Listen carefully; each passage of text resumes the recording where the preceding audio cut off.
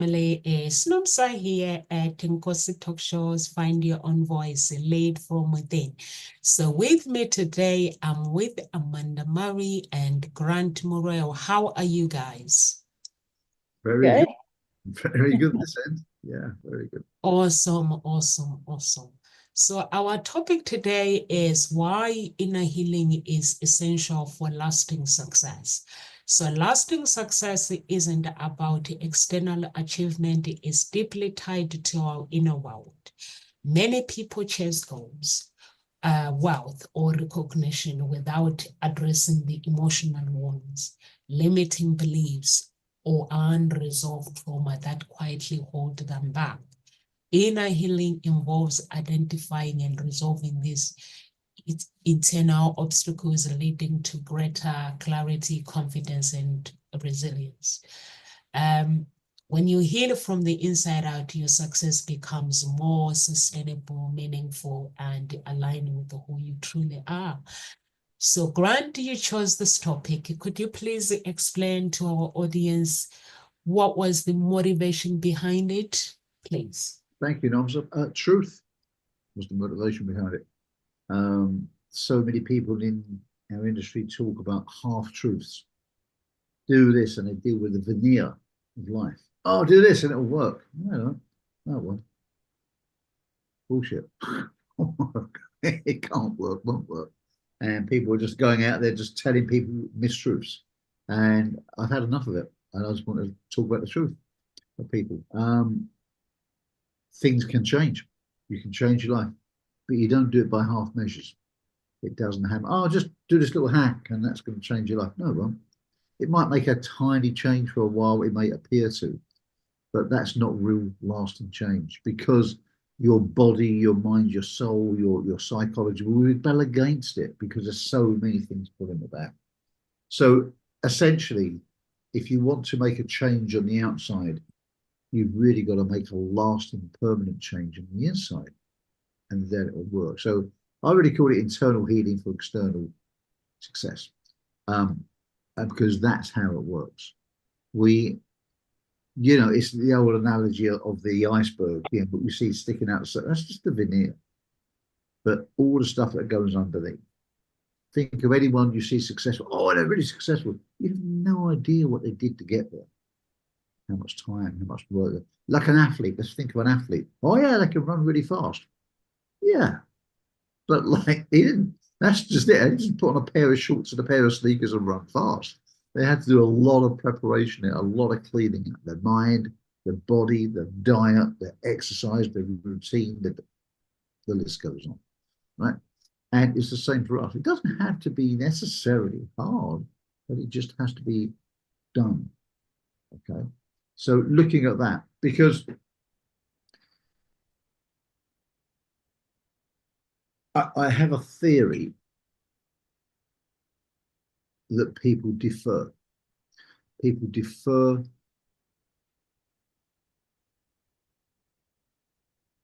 the they defer the idea of doing something, the sanctioning of changing themselves to someone or something else. Be that God, be that the universe, be it their favorite football team, be it their coach, their guru, their whatever, their spouse. But when someone else or something else tells them it's okay to do it, then they accept it and do it. There's nothing wrong with that. But that's what it is. But ultimately, who will make the change is you. And it has to come from the inside rather than superficial. That way, it's a lasting, permanent change.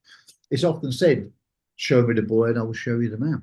There was a wonderful documentary series done made many decades ago about this. Show me the boy at the age of 7. It was about the boy. That was the original study. And I will show you. And they traced these boys with personality at that age and what happened to them. So, and it's true.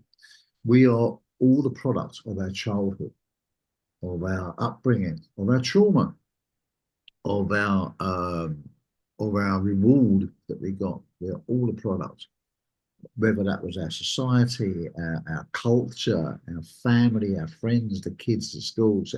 All this makes a big ball of our life, and it shapes our formative years, and that plays out in our adulthood. So if there's anything in the past that's less than pleasant, really good to understand and be able to release that. I'm not necessarily saying relive it, because there's different theories of whether you should regress to it or not. Very strong theories, and actually both work. It's just a question of which one is more appropriate, I think, for the patient. Um, but when you look at that, until you heal anything that was in the past, you can't really excel. I'll assimilate it to a car. If you've got a car that hasn't been tuned and serviced, it may still go pretty fast, but it puts a lot of fatigue on it to do so.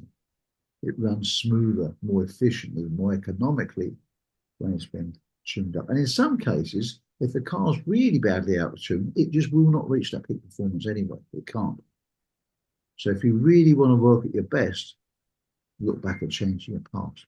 And I just thought it's worth sharing that with people so that they can get a really thorough understanding of how they can live their life to the optimum. That was my thinking. That was my rather long introduction to a short title. Okay.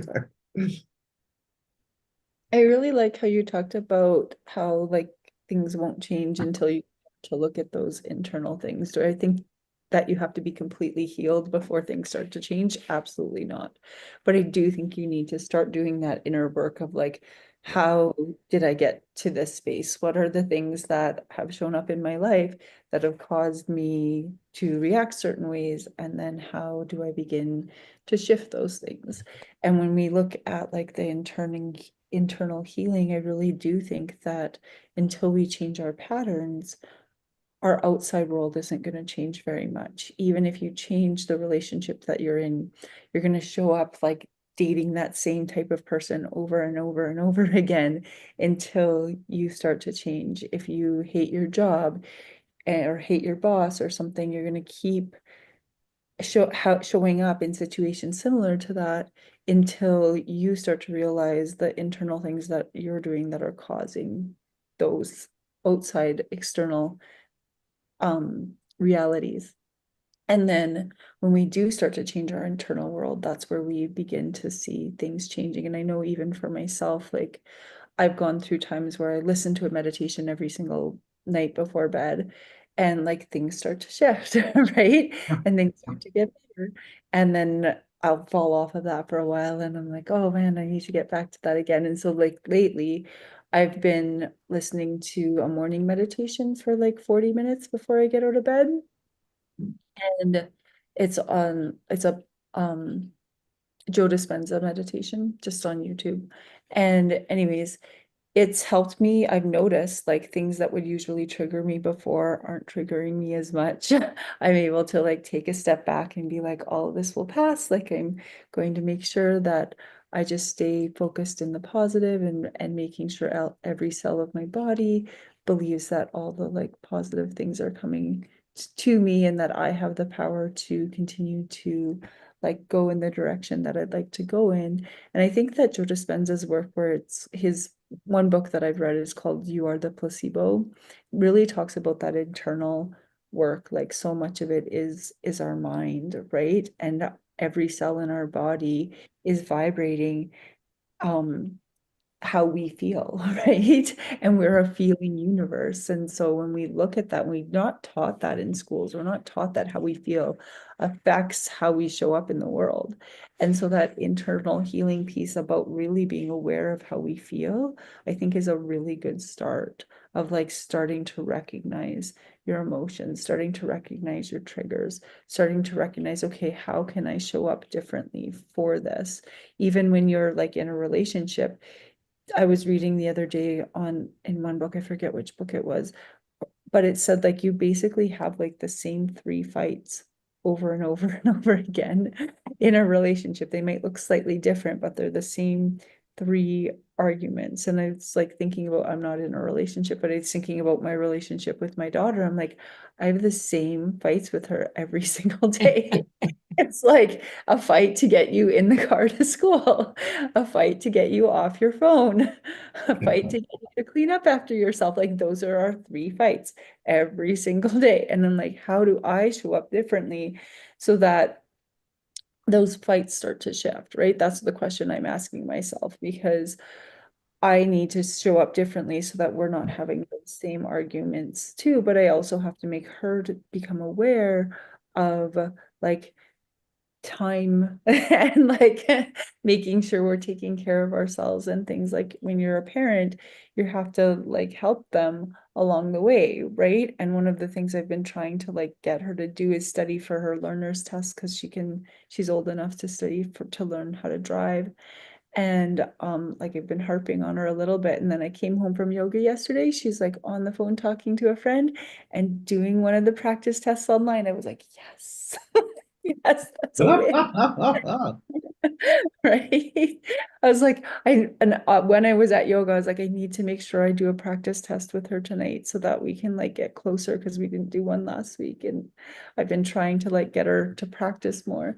And then I came home and she was already doing it. So I was like, yes, like something shifted. Things are shifting. That's it, isn't it? When they're doing it all their own accord, that's brilliant. It's hands off, the stabilizers come off, as it were, and that's good. And you made a brilliant point there, is that in that, yes, it doesn't mean to say you've got to completely heal the inside before you get any shift. No, the good news is start doing it and you will get a shift. It goes in steps. That's right. Absolutely, yeah.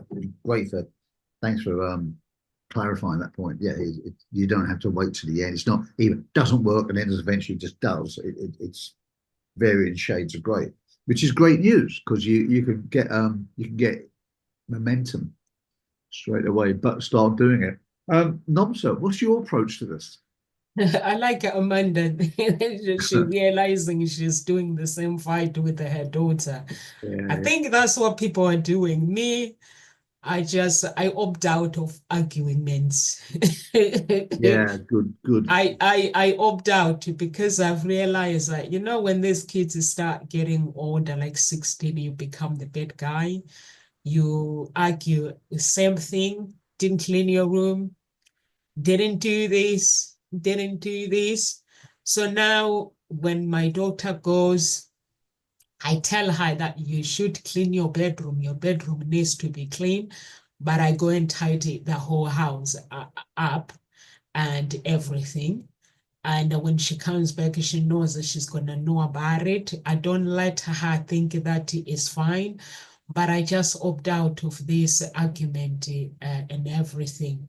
Because I see she travels, like she goes to school, she has to get up and leave at 7, and she doesn't come back until before 7 as well. Wow. So I realize, yeah, she must be tired. Yeah, she has to travel from Hanley. She goes to Reading uh, secondary school. So she has to travel for her school, because in Henley, we don't have private schools, secondary schools. So you have to get out of a place to go to a private school. So all the kids that goes private, they have to travel by train, bus, or now driving. Her friends are driving. She's not driving. So when she's ready, she says, I will drive. She's been given money for lessons. Apparently, when she's ready, she'll drive. And she says, when my friends are driving, I don't have to pay money for insurance. I just pay the petrol. It's cheaper. So I like it, Amanda, that actually is quite smart for a parent to say, hang on a minute, we're doing the same fight. Even in relationship, you will realize that it's all the same cycle every day. And can you blame me for opting out of these fights? Me, I've opted out of everything. It's a great one. We're talking about de-escalating conflict and stuff, and Yeah. and I laugh at it. Some people do these things, and my my friend said her grandfather, I'm sure I've shared this before, her grandfather was the very best. Yeah. When her grandmother was in a bad mood, and he would sit there and go, mm. And he'd say, I think the chickens need feeding. And he'd just disappear into the yard, the backyard, for like half an hour or so, and then just come back and it had all gone. He's like, yeah. And he just avoided the whole thing because he knew it was just the same, oh, she's just in one of those moods. It's not an argument about something that's actually happened. She's just in No, a strange mood. And he could listen, he could talk, he said, do no good. So the best thing, he just goes and feeds the chickens. And when it comes, the chicken needs feeding. yeah. Yeah, I've opted out of the arguments. I just find that it's just the same thing over and over. And at the end of the day, life is too short. I like my peace. I had to work really hard for my healing and finding that peace. And I like, Grant, when you said if you want to make a change on the outside, make a change on the inside first, so that you can really enjoy your life. Because if you make a change on the outside, which is what I did, I realized I was spending so much time, like 2 hours getting ready when I'm going out, and I used to need 2 hours to get ready in the bath, get my clothes out, high heels, my handbag, my eyelashes, my, you call it, all in all. And at the end of the day, I'm stepping outside. I'm protecting my wardrobe. I don't want to step in the mud, but I'm feeling like rubbish inside. So I decided, okay, let's swap. Let me spend these 2 hours on the inside first. Uh-huh. Yeah. So Uh-huh. now when I get ready, it's 40 minutes that I need. Only 40 minutes, Grant. How much time do you need, Amanda, to get ready? I'm pretty quick. I would say, yeah, if I'm like really going out, then about 40 minutes is probably all Yeah. curl my hair and stuff. But I'm a pretty like I can get up and walk out the door in like 10 minutes if I need to. Like I literally get up and I'm ready for our show in less than 15 minutes. I have like Yeah. the alarm for 5:30 and then I hit snooze for 10 minutes and then I get up and I'm ready to be on here for 6 a.m. So, but I do shower the night before. So yeah, that would be, but I've never been really a like put on a whole bunch of makeup and do that sort of stuff, girls. So But you shower and get ready within 15 minutes? no, I shower the night before, but I sometimes I do shower quickly Right. before our thing, but I can get myself out the door in 15 minutes. I'm pretty fast. But I'm also not a super girly girl, so I'll just throw my hair in a ponytail and go. Um, but yeah, the internal stuff, I think we even when we look at ourselves, like you can probably like pinpoint a point in your life where you're like, this is where I started to realize I started doing my internal work. And I don't know if you can like say for yourself, like there's a pinpoint moment where you're like, I realized that things weren't working for myself. And this is when my like internal healing journey began. Because I can totally pinpoint mine, but I do think there was like snippets of it before.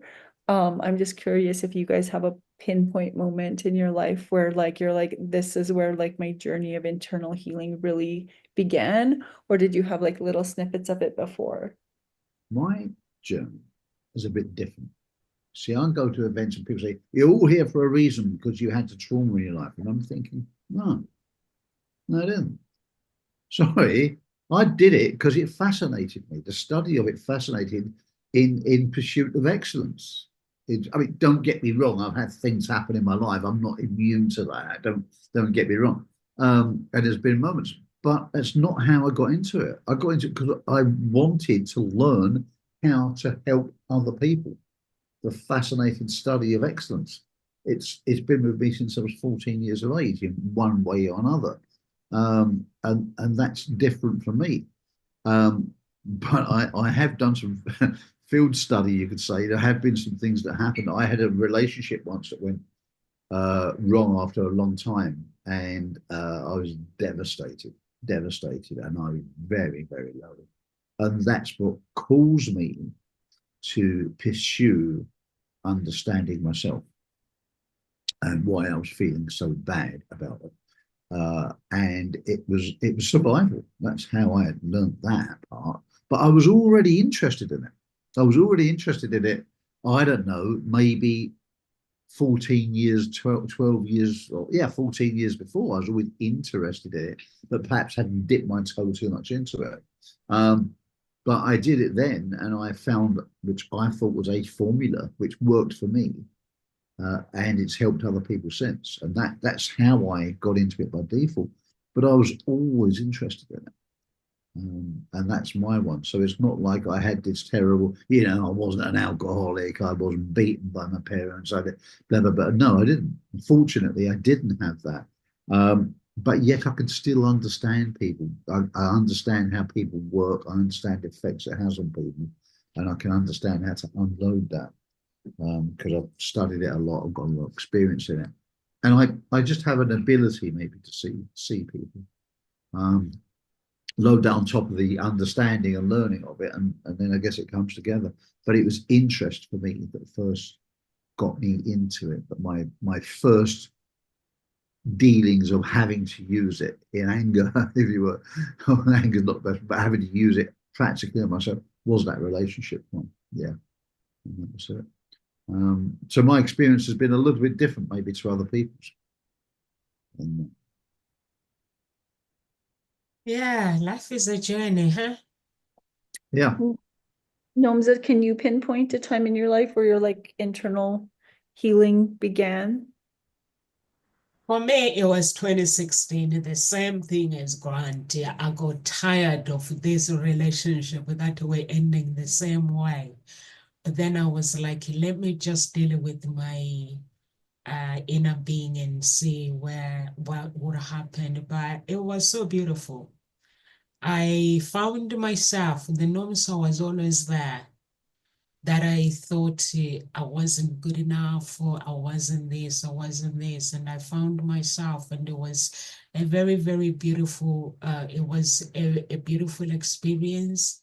It was then when I had to learn that sometimes we try to fit in with people. When you fall in love with someone, you try to fit in, you try so hard to actually to be who they are, and that destroys your life. And also when we are friends, we try to fit in as well with our friends, because we don't want to be rejected. Like Grandy said, the relationship didn't end up the way you expected, and then it affected you. But for me, that was the same thing. But then now I'm in a point where I have to be okay. I'm okay if relationship does not work out, because I found peace within myself. But before, I didn't have peace. I didn't know what peace was, what happiness was. I thought happiness is all about me giving, all about me pleasing, all about me just making people smile, but me being miserable. Right. Right. So yeah. So people come into Yeah. it differently in different ways, don't they? But Yeah. for most people, there was a trigger. There was a point of identification, or this is it, and something's got to change. Yeah. Something's Oh, got. yeah. My identity had to change because I had lost my identity. Uh-huh. I had come from that beautiful African happy person, child.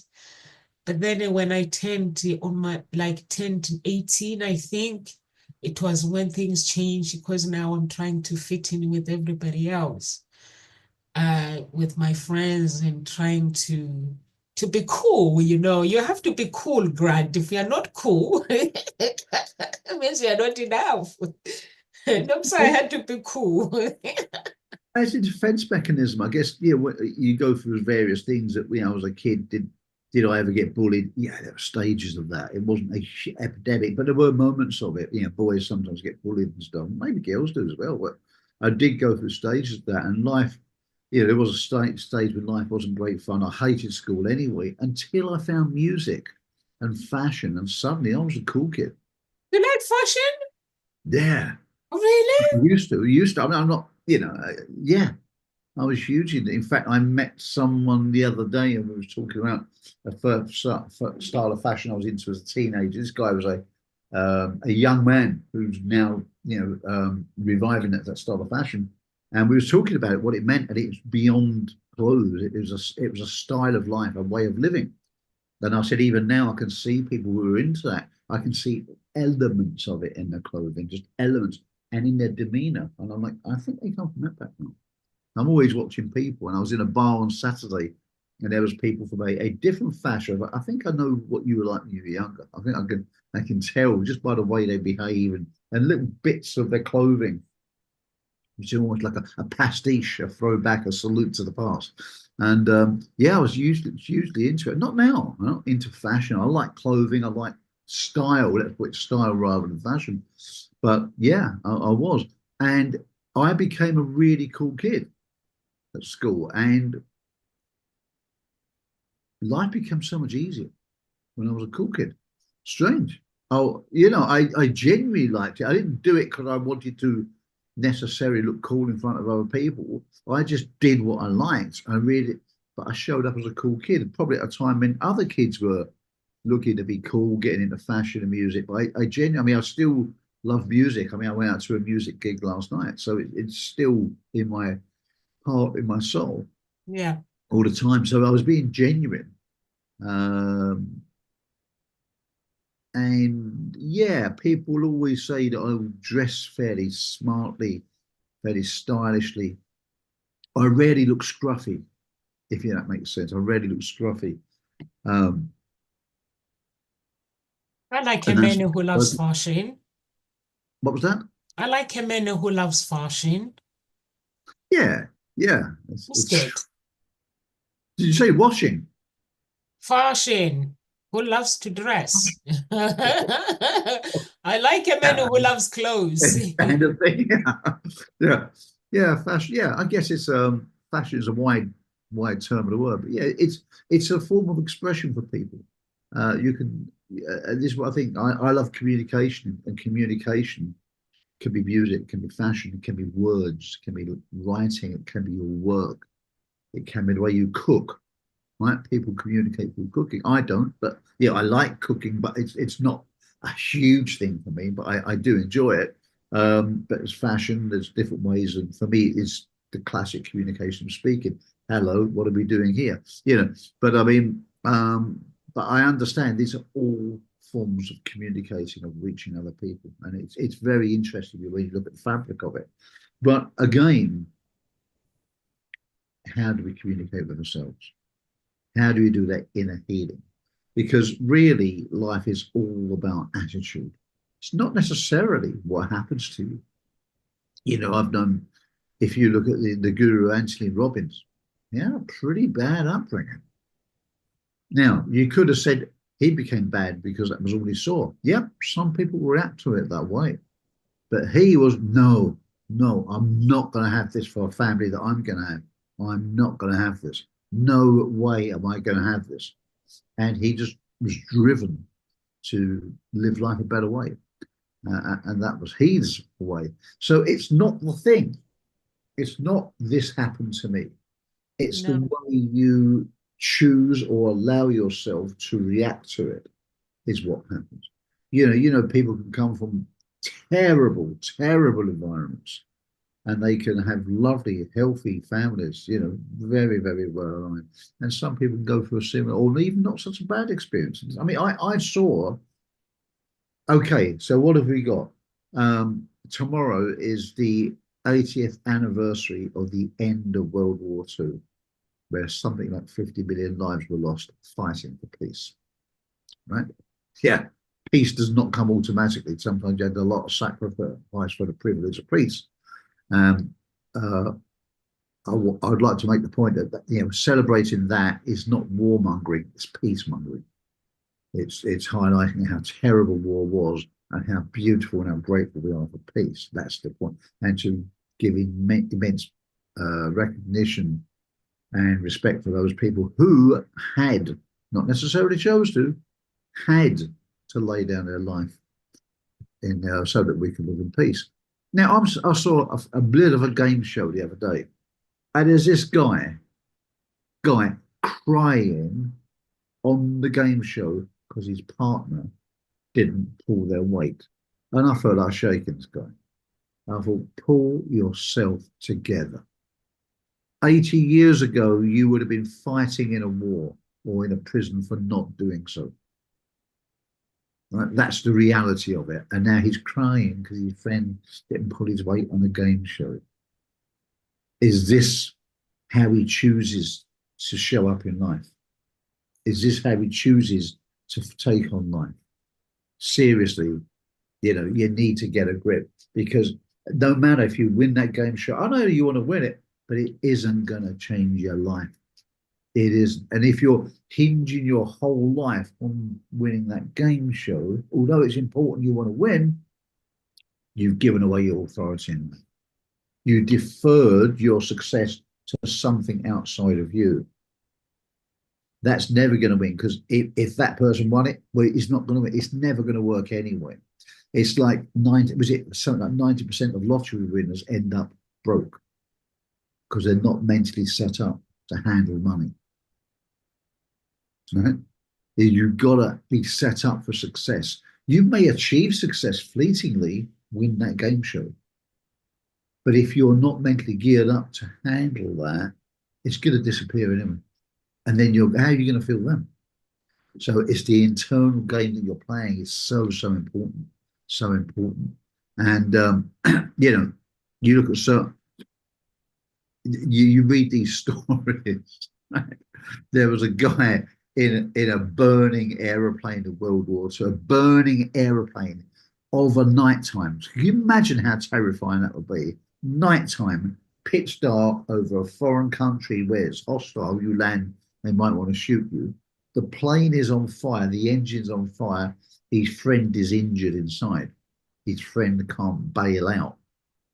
This guy, the plane's going about 200 miles an hour, crawls out on the wing of the plane with another parachute and puts the fire out. Can you begin to imagine how he accepted to walk out and do it? And he got back in. Miraculously, he didn't get blown off the wing. He lives. He gets away. The plane lands. He wins a medal for incredible bravery. And he said, I don't understand what the fuss is all about. I was just trying to help my friend. As opposed to crying because your best friend or because your teammate didn't put a weight on a game show. It's a little bit different, isn't it? How they've processed those situations. See, it's a frame of mind, it's an attitude. One was very pragmatic. This has to be done. And the other thing didn't need to be done. It was chosen to be done. Okay. So it's different how you look at life. So when we look at our lives, the reason I give those two stark examples, which I've seen, is how we choose to look at life. So think of the things that have happened to you in the past. Bad things may have happened, and I get that. And bad things have happened to me, and I understand it. And it does. You can't always change the things that happened in the past. You can choose to change the way you view it, the way you accept it, the way you process it. Yeah, you can. Should you let the past affect your future? Why should it?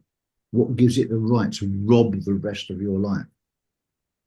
For something that happened to you that wasn't even your fault in most cases. And if it was your fault, you're probably a different person now to what you were then. So you learned a lesson. Have you ever made a mistake? I certainly have. Quite a few, right? That's called life. Should you still be beating yourself up about what happened those years ago and robbing the rest of your life? I think not. I think that's a waste of life. I think it's actually a tragedy. Now, I know some things you can't always control the way you feel. I totally get that. Totally. I'm not being unempathetic. But sometimes this conversation with yourself can help to shift a bit. It just moves the lever a little bit. And once you get that little bit of light, you can put more learnings and more lessons and more exercises in it. And that lever can start to move. Even if that's really firmly stuck, it can start to move. Right? It's like that door handle that's stuck. You know, you put oil on it and you move it and you rig it and you get a little bit of movement. And after a while, the door handle will move. Changing can be like that. So if you've suffered a large trauma, and I'm not underestimating a large trauma because these things can be serious, I get it, but they can, in many cases, be shifted and quite significantly or eliminated. They can with the right modalities. And there's a whole good news is there's a whole range of modalities. I'm a hypnotherapist, but I'm not just going to say to you, hey, you've got to use hypnotherapy. No, I'll say use what's right for you. You know, if hypnotherapy is great for you, fantastic. I love it. I think it's great. If it's Reiki, if it's something else, if it's counseling, no problem. Just whatever works for you is great. But the good news is there's a lot of options out there to shift it. But you've got to want it. That's the thing. You've got to want it. You've got to want to shift. You've got to want to change. And that, of course, is on the inside. But if you do choose to heal the inside, the results on the outside can be amazing. And you can make the rest of your life the best of your life, despite what happened in the past. And that's my thought. And I wanted to say it quite clearly and quite firmly from years of working in this field. This is what I've seen. This is what I was saying. And I can't speak for every case because it is so diverse. And someone out there's probably, oh, well, my case is, yeah, I get your case might be different. I get that. I'm just speaking generally. Okay. And I say that in a positive way because generally speaking, most people can be helped. I say that to encourage you. Okay, not to say you're wrong or your attitude's bad, not at all. I say it to encourage you that if you look out there, if you really want and look around, most cases things can be helped. And if you do need that help, reach out to us here and we will guide you the best way we can. That's all I wanted to drop in. Nomsa, do you have a different approach to this? I like it when you say, Grant, the people might say my story is different. All the stories are different, but the pain is the same.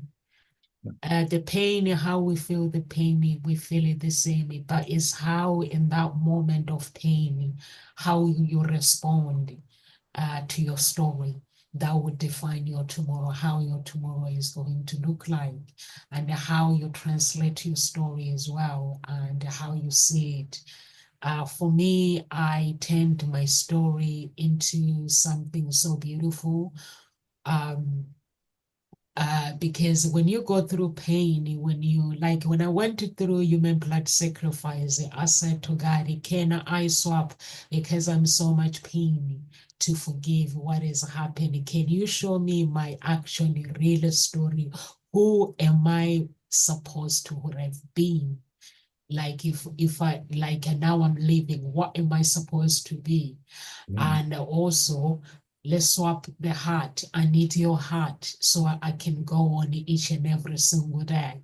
And since I done that, and then I was like, okay, through that pain, show me how to bring these people so they don't do it to other people, to your judgment, the court of heaven. Show me how to approach your court. Because whatever happens, God, whatever pain you go through, if you go through abuse, God can't stop that abuse unless you want to stop it. But he can bring the judgment on your behalf. So for me, I was like, I need to learn how to bring the judgment to you so these people can pay for what they've done if they don't do it to other people. And I did it. And I've learned how to do it. So I don't get like, if someone looks at me like when I talk about how I went through human blood sacrifice, they're like, it sounds awful. I was like, yeah, it sounds awful when it sounds like it. But for me now, my story, it doesn't sound awful because I'm so grateful to those people that did it because I wouldn't have known who Nomsa was. My fully through me, I wouldn't have known. And so I'm so grateful for that. And like Grant, I'm sure the relationship when you dated that person, the things didn't go well. After the healing, I'm sure you got to meet the Grant that was always there, and you never knew that existed. You got to find some laws of strength about you. Yeah, I'm probably a nicer person now. Yeah, No, not nice is not the right word. A more refined version of myself. yeah, Yeah, absolutely. You go through stages of life called learning, called growing up, and I was always a pretty nice guy, I think, but it's a more refined version of it. You become more tolerant, you understand more of yourself. You're in many ways less scared of life. And I think when you're less scared, and fear doesn't always show itself in a very obvious way. Fear can be a very subtle thing, fear of popcorn, fear of going out, fear of meeting people. Not that I ever had any of those issues, but you know what I mean? Fear could be a very subtle or very extreme thing. It's a wide spectrum, but most problems, I think, in life are caused through irrational fear. Not fear of fire. Yes, we're supposed to be afraid of fire. It's supposed to warn us because it is dangerous. So that's why it's good to be, if you're not afraid of fire, there's something wrong. You should be. That's a natural instinct. But irrational fear, to be afraid of things we shouldn't, be that ridicule, judgment, things like this. That again as a part of it. No one likes to be judged. It's kind of normal, and that's a healthy response up to a point. If it starts to become more, that's irrational, and therefore that is then a problem. Is it out of balance? And this is where a lot of problems are falls. We mask the fear. So people fear of judgment, fear of this, so then people start acting in a different way to counteract that fear. That's when the problems cause. That manifests in all areas of our life, our business, etc. This is when you see people acting weird and you look at them, why are they being so awkward, so difficult, so nasty, so aggressive? It's fear. It's fear. yeah, It's just masked in a different way. It's packaged differently. But if you peel off the wrappers and look inside, it's fear. So if you can rid the world of irrational fear, the world's going to be a fantastic place. And the best way to start with that is to start with ourselves, I think. And looking back when I was younger, no, I was fairly confident, but there must have been elements of fear of certain things underneath because I'm no different to anyone else.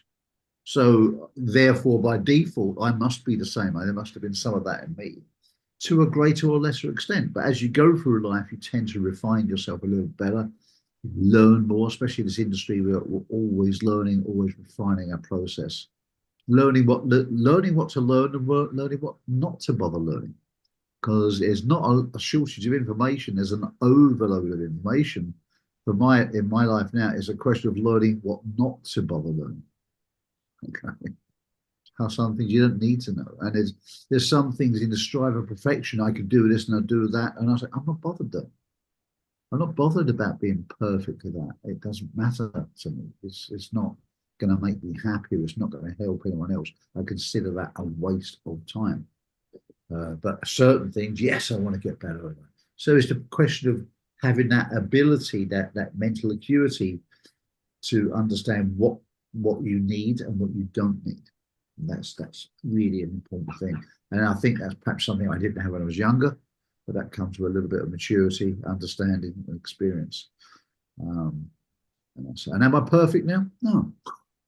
Do I need to be? No. Am I going to ever be? No. Am I okay with that? Yeah. That's okay. In my opinion, and other people may have a different opinion, and of course you're entitled to your opinion on how you want to live your life. I'm just offering my view. That's all. Yeah, and that's the way I think. So you get to a point of, if you will, inner peace, and once you get inner peace, then the outer results show. I think. And there's many ways to approach that, isn't there? I mean, monks will approach it from a certain way. The Japanese again will have this thing with nature. In my coaching, no matter how I'm coaching people in their business and their personal life will come into it. I just had a client yesterday review for a year because they've been through some stuff with their business and their family. But they said, yeah, they need that sounding board. They've been coached from it for a while. They've got the value from it. They understand it. They want to grow. And they're like, yeah, I need that support mechanism. And we do. Everybody needs something. So it's understanding where to guide, where to push people with love, where to push them, and then sometimes where to give them some space to deal with a tough time. Again, but it always comes back to that attitude. Yep, I get it. That bad things happen. What are we going to do about that? So we go through this whole thing of understanding and looking at what went through their life, what they can do about it, what they can fix about it, what they've learned from it, how they've matured. And sometimes the question of, do I need this? Do I need that? It's a cooking recipe. It's all a cooking recipe. But the dish is the individual. And that's what gets the results. Amanda, schools, I mean, you must see this stuff happening all the time with kids developing, going backwards. Yeah, they was on a trajectory going, well, then it slide backwards, something's happened, and you must have to piece this all together. How does a school teacher like even begin to do that? Oh, there's so many. There's so much to that question. I definitely think that sometimes we think that schools are just there to like teach math and science and language arts and social studies and art and gym, but we're really there to like help kids navigate their like inner worlds as well, right? Because I always say, like, if a kid comes to school hungry, or like they got into a fight with their brother on their way to school, they're not going to learn anything in my class that day until they're regulated, right? Yeah. And so if a kid comes in and they are like just fuming because they got into like a huge disagreement with I used to have a kid a couple of years ago who like a couple times a week would come in just fuming because he was fighting with his brother on the walk to school, because him and his little brother had to walk to school. And I'd be like, I couldn't expect him to come in and be like ready to learn instantly, because the reality of his inner world was like very much like escalated and not ready to, not in any sort of space to learn. So when he would have difficulties with his brother on the way to school, those mornings I'd be like, okay, like take a few minutes, like go read your book in the breakout room.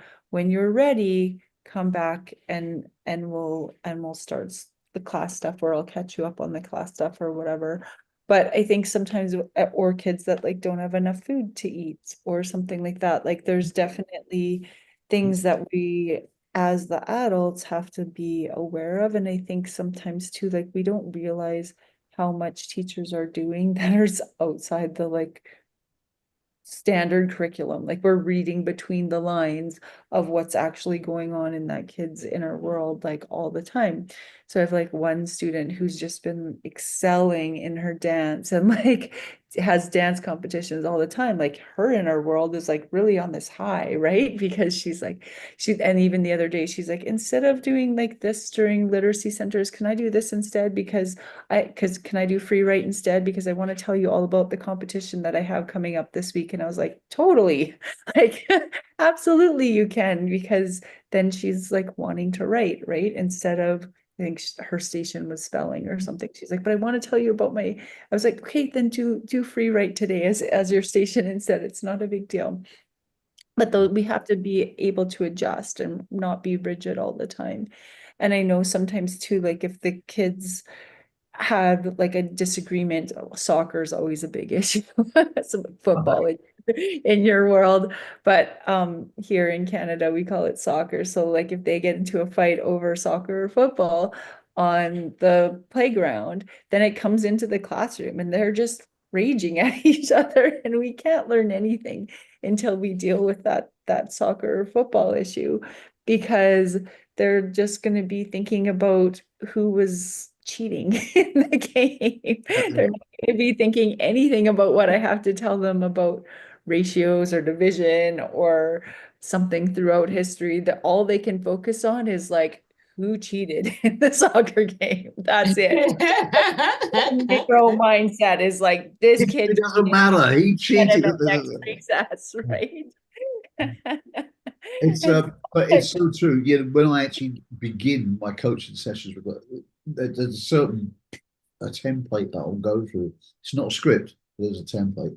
And in that before we begin anything, there's something that I take them through. And it is to go through that, to raise whatever's on their mind. Because unless you clear that out of the way, they're not going to get the value from the session because they're just not there. They're just not tuned in. They're too busy about that parking ticket they just got, or their football team lost, as you say, or something, whatever. It could be anything. So I bring that to the forefront to get them to get it off their chest. I don't know. Okay. And then anyway, let's begin. Okay, cool. If they're then done, they've got it out. Then it's a clean slate, and we can begin. But yeah, I literally that's in every session, do that. yeah, the book that I'm reading right now that a friend told me to read, which I ordered on Amazon, is called Permission to Feel. And essentially, it's like almost every chapter, he starts like with how are you feeling, and like giving ourselves permission to like not just be like, I'm fine, I'm good, right? Like really dig into like, how are you really feeling? And I think that's part of the beginning of the internal healing process to external success The is like writer Amanda. realizing how you feel. Yeah. Sorry, no. Permission to Fail. Who is the writer for the book? Oh, I don't know. I'll have to look it up because the book's upstairs on my bedside table. But yeah, it's called Permission to Feel. And it really talks about like how our emotions affect so many things around us and how we like sometimes don't even realize that we have permission to feel those emotions. We have like rage inside of us sometimes, and it's like that's okay, right? And I wrote a book a number of years ago called It's Okay to Feel, and that's actually what we were talking about when my friend said you should read this book, because I was like, oh, I wrote a kid's book on this exact same thing, not even knowing that this other book existed. And so that book's for adults and my book is for kids, but it's like really giving kids permission to be like, it's okay to feel jealous sometimes. Like let's navigate that emotion. What is it that triggers you to feel jealous? What is it that triggers you to feel really angry?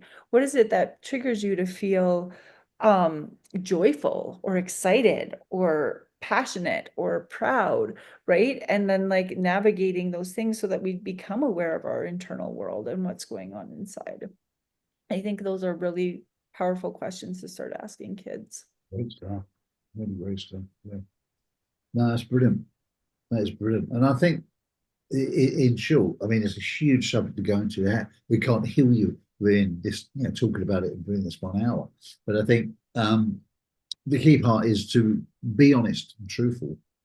If you do know what caused it, let's look at that. Let's hone in on that. Understand how it's impacted your life. Why do you decide to allow that to impact your life? And I'm not negating your feelings. I'm just saying, just gain clarity on that. As you said, now let's explore that. Why are you feeling jealous? Why is it? Why are you feeling hurt, pain, guilt, shame? Why is that?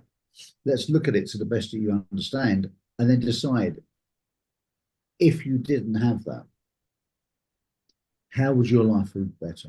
How would it be better? How would your family life, your friends, your health, your vitality, your energy, your job, your career, your relationships with other people, other entities, even how would that change if you could heal this? And just go ahead and think about that for a moment. And if you think the answer is reasonably significantly, so much so that you'd like to change it, then please reach out to us. Reach out, and we will consult with you and show you how we feel that you could change that if you desire to do so. Because there's a lot of routes you can go down, and I'm sure amongst us there's going to be one of us who can help you with that. Because we'd love to see you live a fantastic, happy, fulfilled life, because you deserve it. So if you've been masking things up in the past, let it be the end of that. let's change it so that you can do some internal healing to get external success. That's what I would say. Thank you so, Amanda. Do you wanna leave your words of encouragement? Yeah, I think sometimes if we like take a look at our lives, we can, like Nomza and Grant kind of talked about, we can kind of begin to pinpoint when we started on this journey. And it might have been really young, like Grant was talking about, where he didn't necessarily have some sort of big incident that happened, but that his journey was, he was always kind of interested in these things and how like fascinating it can be. And when you do begin to start to look into those things, how your life can change. And I really think maybe watching this talk show is the trigger for you to start beginning to look into your internal world, and that will eventually lead you to external success. Fantastic. Thank you so much, guys. To our listeners, please do go to YouTube and subscribe to our channel. And we have two groups as well on Facebook, Unique Billionaire Mindset and Nkosi Talk Shows group. Do join to those group and be part of the family. And share the video as well with your families, your friends and family. And do go to the website www.hseia.coach. Sign up if you're looking for a relationship. If you're looking for to find your own voice, a lead from within it, please do sign up as well. God bless and live with grace.